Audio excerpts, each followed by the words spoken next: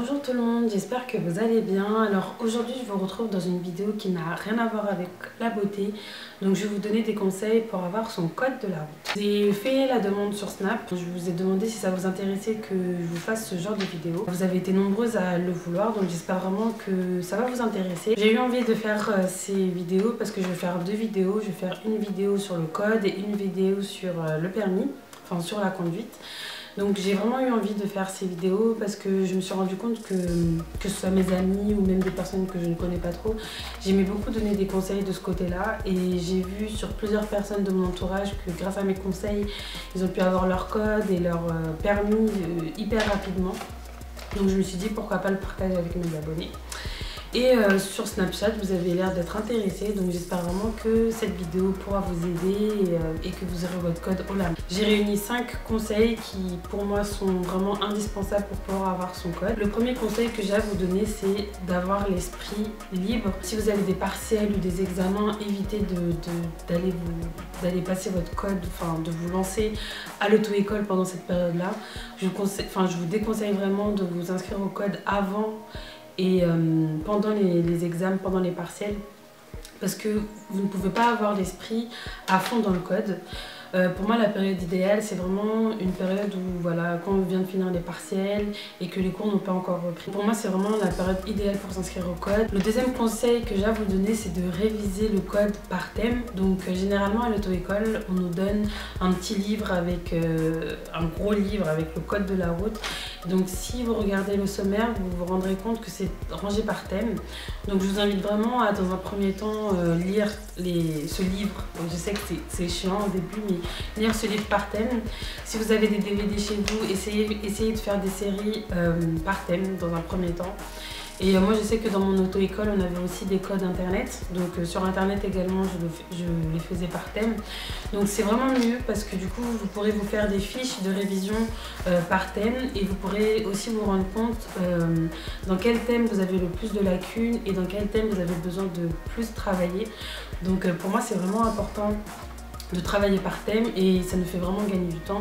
Moi j'ai vraiment perdu du temps au début à cause de ça parce que je voulais me lancer dans le code direct, je voulais avoir mon code vite et alors qu'en fait il faut vraiment prendre son temps, enfin chacun a sa méthode mais il faut vraiment prendre son temps et pour moi commencer par réviser par thème ça nous fait vraiment gagner du temps.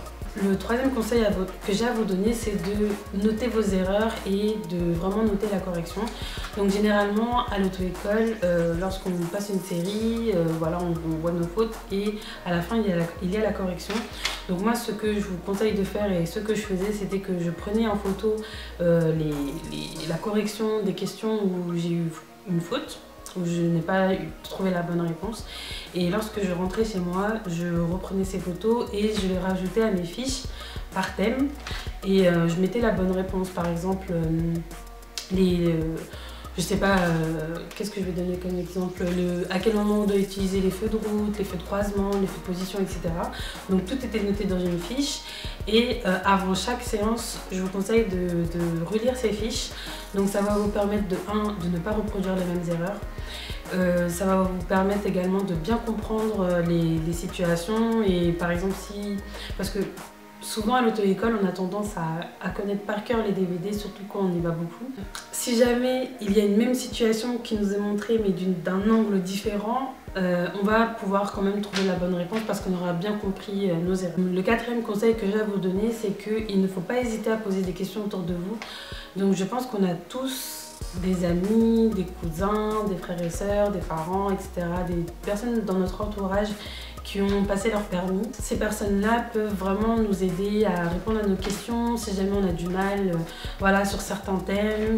Moi je sais que j'avais du mal avec les intersections et j'avais vraiment du mal, même quand je révisais, en fait j'apprenais la situation mais quand la situation était présentée d'une autre manière, je ne comprenais pas. Donc j'ai demandé à une amie qui venait d'avoir son code et elle me l'a bien expliqué avec un schéma et tout. Et depuis ce moment-là, je ne faisais plus d'erreurs sur les intersections parce que justement, on me l'avait bien expliqué et j'avais bien compris. Voilà. Donc je vous invite vraiment à poser des questions autour de vous. Franchement, il n'y a pas de honte, on est tous passés par là. Le cinquième et dernier conseil que j'ai à vous donner, c'est de vraiment s'entraîner. Mais il faut vraiment s'entraîner. Si par exemple, je sais pas, dans votre semaine, vous avez 3 jours où vous pouvez faire 3 séances à l'auto-école, bah, faites-le, vraiment organisez-vous bien, mais il faut vraiment que vous bouffiez du code. Voilà, faut vraiment être... voilà, faut vraiment y aller, appliquer tous les conseils que je vous ai donnés et ne pas vous relâcher parce que souvent... Au code, je pense qu'on a tous connu cette passade où au début on est à fond et après, lorsqu'on voit qu'on continue à faire beaucoup de fautes et tout, on arrête d'y aller et on se démotive. C'est normal d'être démotivé, de ne plus avoir de motivation arrivé à un moment, mais je vous invite vraiment à rester constant et dans tous les cas, on finit tous par avoir notre permis, donc restez confiant, restez motivé et voilà, si jamais vous vous rendez compte que votre manière de faire ne marche pas, essayez de trouver d'autres manières, essayez d'aller vous renseigner auprès de vos amis qui sont aussi à l'auto-école mais qui ont eu leur code. Essayez de leur demander comment ils ont fait, quelles sont leurs techniques, quelles sont leurs méthodes. Donc j'espère vraiment que cette première partie de vidéo pour le code de la route aura pu vous aider. Donc voilà, la vidéo est terminée. Donc n'hésitez pas à me dire si vous êtes inscrite à l'auto-école, si vous êtes en train de passer votre code, si vous venez de l'avoir, si vous hésitez à vous inscrire encore, ça m'intéresse vraiment. J'espère vraiment que ces conseils auront pu vous aider. Bien évidemment, je ne suis pas experte, donc si vous avez des petits conseils, des petites astuces que vous avez trouvées et qui ont marché pour vous, n'hésitez pas à les mettre dans les commentaires, ça peut vraiment intéresser les autres personnes qui sont qui sont à l'auto-école en ce moment. Et voilà. Donc on se dit à très vite dans une prochaine vidéo et je vous fais plein de gros bisous.